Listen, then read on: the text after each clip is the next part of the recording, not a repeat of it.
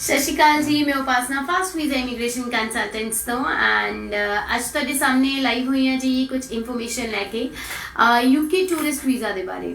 ਸੋ ਦੱਸਣਾ ਚਾਹਾਂਗੀ ਕਿ ਯੂਕੇ ਟੂਰਿਸਟ ਵੀਜ਼ਾ ਜਿਹੜਾ ਹੈ ਉਹ ਫਿਲਹਾਲ VFS ਸੈਂਟਰਸ ਜਿਹੜੇ ਨੇ ਉਹ ਕਲੋਜ਼ ਨਹੀਂ ਹੈ, ਕਿਉਂਕਿ ਤੁਹਾਨੂੰ ਸਾਰਿਆਂ ਨੂੰ ਸੁਣਨ ਚ ਆਇਆ ਹੋਣਾ ਵੀ ਯੂਕੇ ਦੇ ਵਿੱਚ ਵੀ ਲੋਕਡਾਊਨ ਲੱਗ ਗਿਆ ਹੈ। ਸੋ ਬਿਲਕੁਲ ਸਹੀ ਸੁਣਿਆ ਤੁਸੀਂ, ਯੂਕੇ ਦੇ ਵਿੱਚ ਲੋਕਡਾਊਨ ਲੱਗ ਗਿਆ, ਬਟ ਇਹਦਾ ਇਹ ਮਤਲਬ ਨਹੀਂ ਹੈ ਵੀ ਤੁਸੀਂ ਆਪਣੀ ਫਾਈਲਸ ਨਹੀਂ ਸਬਮਿਟ ਕਰਾ ਸਕਦੇ। ਤੁਸੀਂ ਆਪਣੀ ਜੋ ਵੀ ਤੁਹਾਡੀ ਡਿਪਾਰਚਰ ਡੇਟ ਹੈ ਕੋਸ਼ਿਸ਼ ਕਰਿਓ ਕਿ ਉਹ ਦਸੰਬਰ ਦੀ ਨਾ ਹੋਵੇ। ਪ੍ਰੈਫਰ ਕਰੋ ਕਿ ਡੇਟਸ ਜਿਹੜੀ ਹੈ ਤੁਸੀਂ ਆਪਣੀ ਜਨਵਰੀ ਦੀ ਜਾਂ ਫੈਬਰੂਅਰੀ ਦੀ ਮਾਰਕ ਡਾਊਨ ਕਰ ਸਕਦੇ ਹੋ ਐਂਡ ਉਹਦੇ ਅਕੋਰਡਿੰਗਲੀ ਤੁਸੀਂ ਆਪਣਾ ਯੂਕੇ ਟੂਰਿਸਟ ਵੀਜ਼ਾ ਅਪਲਾਈ ਕਰ ਸਕਦੇ ਹੋ। VFS ਸੈਂਟਰਸ ਜਿਹੜੇ ਨੇ ਉਹ ਸਾਰੇ ਹੀ ਚਾਹੇ ਜਲੰਧਰ ਦਾ ਜਾਂ ਚੰਡੀਗੜ੍ਹ ਦਾ ਉਹ ਓਪਨ ਨੇ। ਸੋ ਉਸ ਬੇਸਿਸ ਤੇ ਤੁਸੀਂ ਆਪਣੀ ਯੂਕੇ ਦੀ ਟੂਰਿਸਟ ਵੀਜ਼ਾ ਦੀ ਫਾਈਲ ਲਗਾ ਸਕਦੇ ਹੋ, ਚਾਹੇ ਤੁਸੀਂ ਪੰਜਾਬ ਤੋਂ ਹੋ, ਹਰਿਆਣਾ ਤੋਂ ਹੋ ਜਾਂ ਕਿਸੇ ਵੀ ਏਰੀਆ ਤੋਂ ਹੋ ਇੰਡੀਆ ਦੇ। ਤੁਸੀਂ ਆਪਣੀ ਯੂਕੇ ਵਿਜ਼ਟਰ ਵੀਜ਼ਾ ਘੁੰਮਣ ਫਿਰਨ ਦੇ ਲਈ ਜਾਂ ਕੋਈ ਵੀ ਤੁਹਾਡੇ ਰਿਲੇਟਿਵਸ ਰਹਿੰਦੇ ਨੇ ਉਹਦੇ ਲਈ ਤੁਸੀਂ ਆਪਣੀ ਫਾਈਲ ਲਗਾ ਸਕਦੇ ਹੋ। ਦੇਖੋ ਹੁਣ ਕੁਐਸਚਨ ਜ਼ਰੂਰ ਆਉਂਦਾ ਹੈ ਵੀ ਕਰੋਨਾ ਕਰਕੇ ਸਾਡੇ ਰਿਜ਼ਲਟ ਦਾ ਕੀ ਹੋਊਗਾ। ਸੋ ਤੁਸੀਂ ਸਾਰੇ ਮੈਨੂੰ ਦੱਸੋ ਵੀ ਕਰੋਨਾ ਕਰਕੇ ਕਿਹੜੀ ਚੀਜ਼ਾਂ ਜਿਹੜੀ ਰੁਕੀਆਂ ਹੋਈਆਂ। ਆਲਮੋਸਟ ਸਾਰੀ ਚੀਜ਼ਾਂ ਸ਼ੁਰੂ ਹੋ ਗਈਆਂ, ਸਕੂਲ ਕਾਲਜਸ ਸਭ ਕੁਝ ਸਟਾਰਟਅਪ ਹੋ ਗਏ ਨੇ। ਸੋ ਠੀਕ ਉਸੇ ਤਰੀਕੇ ਨਾਲ ਸਾਨੂੰ ਕੋਵਿਡ ਨੂੰ ਲੈ ਕੇ, ਕਰੋਨਾ ਨੂੰ ਲੈ ਕੇ ਹੀ ਜ਼ਿੰਦਗੀ ਜੀਣ ਦਾ ਹੁਣ ਤਰੀਕਾ ਬਣਾਉਣਾ ਪੈਣਾ ਹੈ। ਸੋ ਸੇਮ ਇਹੀ ਚੀਜ਼ ਇੰਟਰਨੈਸ਼ਨਲ ਜਿਹੜੀ ਕੰਟਰੀਜ਼ ਹੈ ਉਹਨਾਂ ਨੂੰ ਵੀ ਮਾਰਚ ਦੀ ਦੇਖੋ ਸ਼ਟਡਾਊਨ ਪਈਆਂ। ਸੋ ਸਲੋ ਉਹ ਕੰਟਰੀਜ਼ ਵੀ ਇਹ ਚੀਜ਼ਾਂ ਸਮਝ ਰਹੀਆਂ ਐਂਡ ਉਹ ਇੰਪਲੀਮੈਂਟੇਸ਼ਨ ਸਟਾਰਟ ਕਰ ਰਹੀ ਹੈ।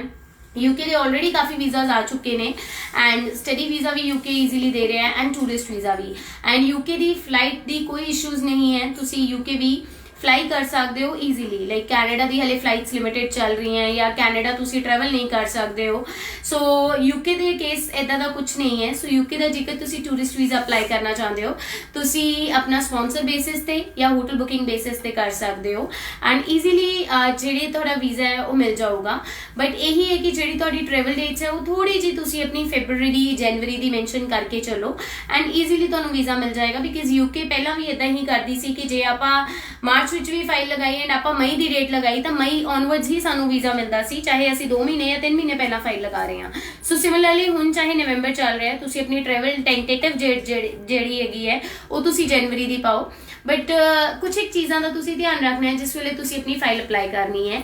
ਜੇ ਤੁਸੀਂ ਹੋਟਲ ਬੁਕਿੰਗ ਤੇ ਕਰ ਰਹੇ ਹੋ ਤਾਂ ਥੋੜਾ ਜਿਹਾ ਤੁਸੀਂ ਇਹ ਧਿਆਨ ਰੱਖਣਾ ਹੈ ਕਿ ਤੁਸੀਂ ਉਹਦੇ ਵਿੱਚ ਜਿਹੜੀ ਤੁਹਾਡੀ ਕਵਰਿੰਗ ਹੈਗੀ ਹੈ ਉਹਦੇ ਵਿੱਚ ਤੁਸੀਂ ਡਿਟੇਲਸ ਦਿਓਗੇ ਵੀ ਤੁਸੀਂ ਉੱਥੇ ਕੀ ਕਰਨ ਜਾ ਰਹੇ ਹੋ ਐਂਡ ਸਪੈਸੀਫਿਕਲੀ ਉੱਥੇ ਤੁਸੀਂ ਕੋਵਿਡ ਦੀ ਇੱਕ ਲਾਈਨ ਮੈਂਸ਼ਨ ਕਰੋਗੇ ਜਿਹਦੇ ਵਿੱਚ ਤੁਸੀਂ ਇਹੀ ਲਿਖੋਗੇ ਵੀ ਜਿਹੜੀ ਵੀ ਕੰਟਰੀ ਜਿਵੇਂ ਤੁਸੀਂ ਅਪਲਾਈ ਕਰ ਰਹੇ ਹੋ, ਸੋ ਜੇਕਰ ਉੱਥੇ ਕੁਆਰੰਟਾਈਨ ਹੋਣ ਦੀ ਨੈਸੈਸਿਟੀ ਹੋਈ ਜੋ ਕਿ ਗਵਰਨਮੈਂਟ ਦੀ ਰਿਕੁਆਇਰਮੈਂਟ ਹੋਏਗੀ, ਸੋ ਸ਼ੋਰਲੀ ਤੁਸੀਂ ਉੱਥੇ ਕੁਆਰੰਟਾਈਨ ਹੋਗੇ ਐਂਡ 14 ਡੇਜ਼ ਦੇ ਲਈ। ਸੋ ਜਿਹੜਾ ਤੁਹਾਡਾ ਲਿਵਿੰਗ ਬਜਟ ਹੈ ਥੋੜਾ ਜਿਹਾ ਤੁਸੀਂ ਐਕਸਟੈਂਡ ਕਰਕੇ ਚੱਲਿਓ ਸੋ ਦੈਟ ਆਪਾਂ ਉਹ 14 ਦਿਨ ਦਾ ਵੀ ਕਵਰ ਅਪ ਵਿੱਚ ਦਿਖਾ ਸਕਦੇ ਹਾਂ।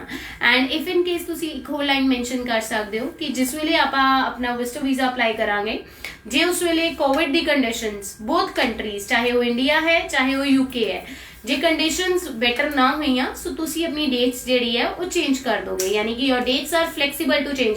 ਤੁਹਾਡੀ ਜਿਹੜੀ ਤਰੀਕਾ ਹੈ ਜਾਣ ਦੀ ਉਹ ਫਲੈਕਸੀਬਲ ਹੈ। ਜੇ ਤੁਸੀਂ ਸਪੈਸੀਫਿਕਲੀ ਇਹੀ ਪਾਓਗੇ ਵੀ ਜਿਵੇਂ ਕ੍ਰਿਸਮਸ ਤੇ ਨਵਾਂ ਸਾਲ ਉੱਥੇ ਮਨਾਉਣਾ ਹੈ ਐਂਡ ਉਹੀ ਮਨਾਉਣ ਚੱਲਿਆ, ਸੋ ਹੋ ਸਕਦਾ ਹੈ ਜੇ ਉਸ ਦੌਰਾਨ ਜਾਂ ਜਿਸ ਵੇਲੇ ਵੀਜ਼ਾ ਕਾਉਂਸਲਰ ਤੁਹਾਡੀ ਫਾਈਲ ਚੈੱਕ ਕਰ ਰਿਹਾ ਉਸ ਦੌਰਾਨ ਕੋਰੋਨਾ ਹੈ ਜਾਂ ਉਸ ਦੌਰਾਨ ਕੋਰੋਨਾ ਤਾਂ ਸੌਰੀ ਹੈਗਾ ਹੀ ਹੈ, ਜੇ ਉਸ ਦੌਰਾਨ ਲੋਕਡਾਊਨ ਹੈ ਤੇ ਵੀਜ਼ਾ ਕਾਉਂਸਲਰ ਜੇ ਆਪਾਂ ਇੱਕ ਲਾਈਨ ਐਡ ਕਰ ਦਾਂਗੇ ਨਾ ਕਿ our dates are flexible and ਜ਼ਰੂਰੀ ਨਹੀਂ ਵੀ ਮੈਂ ਕ੍ਰਿਸਮਸ ਤੇ ਨਵਾਂ ਸਾਲ ਹੀ ਬਣਾਉਣਾ, ਮੈਂ ਜਨਵਰੀ ਵਿੱਚ ਵੀ ਜਾ ਕੇ ਕੰਟਰੀ ਐਕਸਪਲੋਰ ਕਰ ਸਕਦਾ, ਸੋ ਈਜ਼ੀਲੀ ਤੁਹਾਨੂੰ ਵੀਜ਼ਾ ਮਿਲ ਜਾਏਗਾ।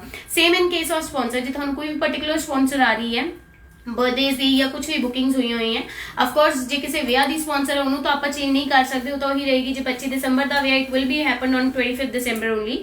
ਬਟ ਇਹ ਹੈ ਕਿ ਸਪਾਂਸਰ ਤੋਂ ਵੀ ਐਂਡ ਜਦ ਤੁਸੀਂ ਇੱਥੋਂ ਕਵਰਿੰਗ ਬਣਾ ਰਹੇ ਹੋ ਉਹਦੇ 'ਚ ਵੀ ਇੱਕ ਲਾਈਨ ਐਡ ਔਨ ਕਰ ਦਿਓ ਵੀ dates are flexible and if in case like ਮੈਂ ਵੈਡਿੰਗ ਨਹੀਂ ਅਟੈਂਡ ਕਰ ਪਾਇਆ ਸੋ ਸ਼ੋਰਲੀ ਮੈਂ ਬਲੇਸਿੰਗਸ ਦੇਣ ਲਈ, ਆਸ਼ੀਰਵਾਦ ਦੇਣ ਲਈ ਜ਼ਰੂਰ ਜਾਵਾਂਗਾ। ਸੋ ਬਹੁਤ ਤਰੀਕੇ ਨੇ, ਐਮਬੈਸੀਜ਼ ਖੁੱਲ ਰਹੀਆਂ ਸਲੋ ਐਂਡ ਜਿਹੜਾ ਵੀਜ਼ਾ ਸਕਸੈਸ ਉਹ ਵੀ ਸ਼ੁਰੂ ਹੋ ਚੁੱਕਿਆ ਹੈ।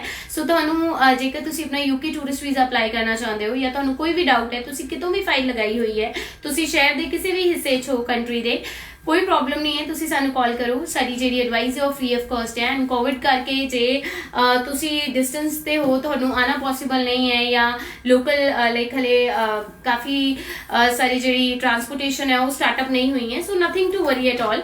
ਸੋ ਯੂ ਆਰ ਮੋਸਟ ਵੈਲਕਮ। ਤੁਸੀਂ ਸਾਨੂੰ ਵੀਡੀਓ ਕਾਲ ਕਰ ਸਕਦੇ ਹੋ, ਸਾਡੇ ਨਾਲ ਅਪਾਇੰਟਮੈਂਟ ਫਿਕਸ ਕਰ ਸਕਦੇ ਹੋ ਐਂਡ ਸਾਡੇ ਐਕਸਪਰਟਾਈਜ਼ ਕਾਉਂਸਲਰਸ ਜਿਹੜੇ ਨੇ ਤੁਹਾਨੂੰ ਸਾਰੀ ਗਾਈਡੈਂਸ ਦੇਣਗੇ। And if in case you wanted to have, ਤੁਸੀਂ ਮੇਰੇ ਨਾਲ ਕੋਈ ਵੀ ਗੱਲ ਕਰਨਾ ਚਾਹੁੰਦੇ ਹੋ, ਤੁਸੀਂ ਮੇਰਾ ਨੰਬਰ ਹੈ 9561 9569933621 ਇਹ ਮੇਰਾ ਆਪ ਦਾ ਖੁਦ ਦਾ ਨੰਬਰ ਹੈ।